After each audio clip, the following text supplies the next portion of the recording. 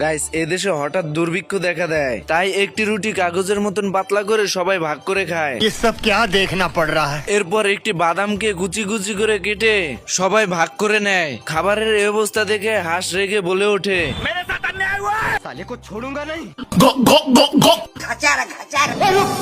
তুমি কি পাগল হইলে না মাথা খারাপ? এরপর হাঁস ক্ষুধার যন্ত্রণায় ঘোড়ার লেজ ধরে কামড়াতে শুরু করে। মানুষ মানুষের জন্য, জীবন জীবনের জন্য। এরপর হাঁসকে শান্ত রাখার জন্য ইঁদুর জাদুর বিন গাছের বিচি নিয়ে আসে। खेलेगा फ्री फायर। হাঁস ইঁদুরের প্রতি রেগে বিনের বিচিগুলো ফেলে দেয়। এরপর বিনের বিচিগুলো গর্তে পড়ে যায়। এদিকে বিনের বিচি ছিদ্র দিয়ে মাটিতে পড়ে গাছ হতে শুরু করে। গাছ এতটাই বড় হয় যে 3 বলদের ঘর সহকারে আকাশের দিকে উঠে যায়। বন্ধুরা দ্বিতীয়বার দেখতে চাইলে লাইক শেয়ার করে কমেন্ট বক্সে জানাও। আমার চ্যাটার বাল।